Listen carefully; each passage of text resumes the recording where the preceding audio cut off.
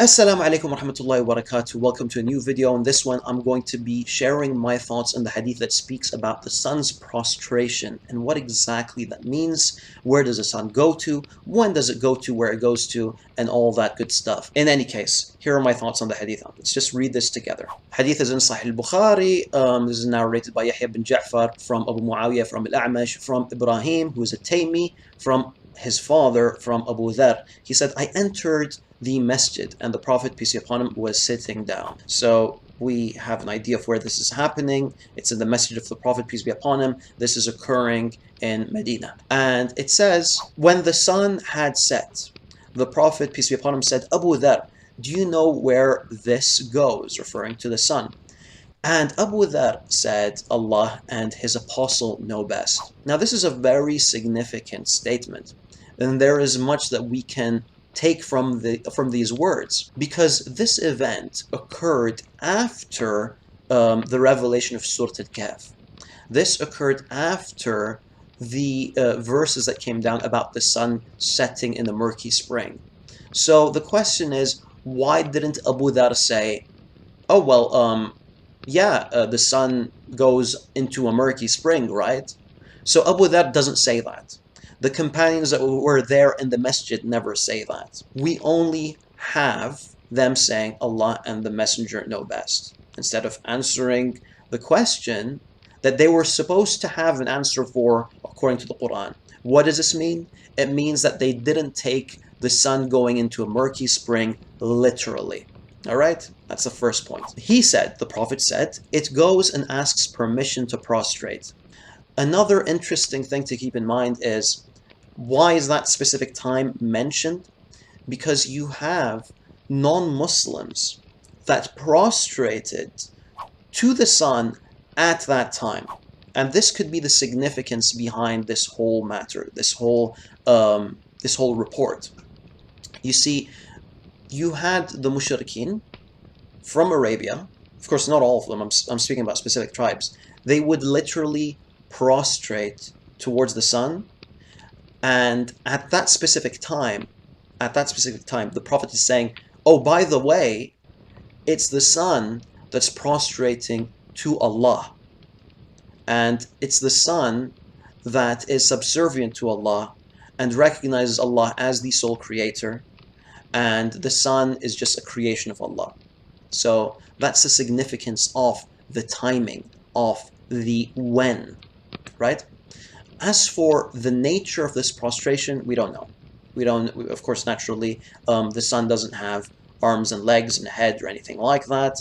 And of course, there are verses in the Quran that speak about the stars prostrating, about trees prostrating. We do not know how that occurs. We do not know what that specifically entails. We just know that the creation of Allah prostrates to Allah in a way that we are not aware of. Alright? Of course, the companions didn't understand the prostration of trees to be a physical action that they would observe. And similarly, the prostration of the sun isn't in a way that they could physically observe. Alright? So, carrying on. This conversation is interesting. Okay, this conversation that's occurring with the sun. The sun asks permission to prostrate. Alright? And then it says, and one day it is as if being ordered. As if being ordered to return whence it came. Then it will rise from the west. The statement in Arabic says, وَكَأَنَّهَا قَدْ قِيلَ لَهَا ارْجِعِي مِنْ حَيْثُ جِئْتِ. It is as if it is being said to return from where you came. So this is referring to the end of times. In the end of times, the sun is going to return, meaning it will be coming from the west. We will witness the sun coming from the west. So there are two ways of understanding this. We could understand this to literally mean the sun itself is going to literally be going around the earth and coming from the west and rising from the west due to the motion of the sun. That's one understanding. The other understanding is that the earth will actually turn clockwise instead of counterclockwise, and that will cause us to view the sun as if it is coming from the west. The narrations also through different paths, but also through Ibrahim bin Yazid al-Taymi from his father, from Abu Dhar, you also have them add that this occurs where? It occurs under the throne. Now the question is, are we supposed to take this literally or not? Of course, now I'm speaking from the perspective of a non-Muslim that's assuming that the earth is flat according to this narration. How does the sun go under the earth and under the throne to prostrate? That conflicts with verses, it conflicts with the hadith. The throne of Allah subhanahu wa ta'ala is above the heavens and the earth. Alright? It's not under the heavens or the earth. And due to that, the concept of the sun going under the earth, in order to get under the throne, conflicts with Islam. When Abraham said, "I'm going to my Lord, he will guide me," he did not mean it literally. Similarly, the sun going to the throne or going to Allah doesn't need to be taken literally either. So to answer the question of when does the sun prostrate towards Allah, well, that is when the polytheists are prostrating towards the sun. That's the significance of that statement. As for where is the sun when it's prostrating, well, the sun is where it is every single day. It's moving in its own orbit. It's not prostrating while under the earth, because the throne isn't under the earth, as established in many verses in the Quran and in Hadith. As for the question of how is it prostrating, we don't know how it prostrates. We don't know how trees prostrate. We don't know how suns prostrate. We just know that Allah subhanahu wa ta'ala states that these entities prostrate, and that's it. And as for the sun going and coming back, as I've stated before, this is our perception, and the report itself says, وَكَأَنَّهَا قَدْ قِيلَ لَهَا. It is as if it was said to the sun, go back. But let's, for the sake of the argument, say that this report has nothing to do with perception and that this report should be taken literally. Would that be a problem?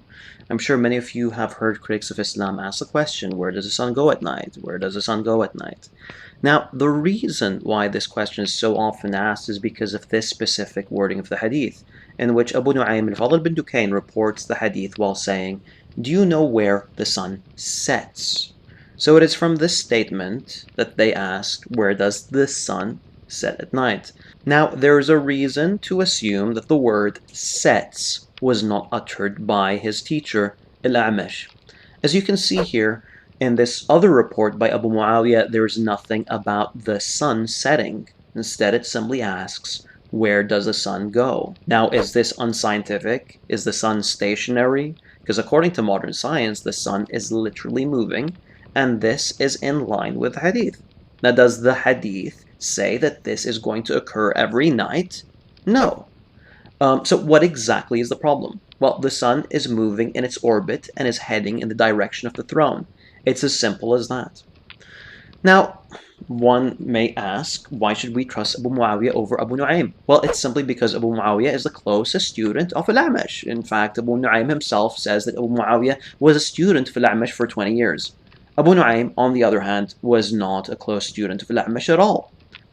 Furthermore, other students of Al-A'mash narrate this hadith without saying the words sun sets, including Sufyan al-Thawri. Now, this is also the wording of Muhammed bin Ubayd and Musnad Ahmad, another student of Al-A'mash. That's all I have for you guys today. Inshallah, you found this beneficial. Assalamu alaikum wa rahmatullahi wa barakatuh.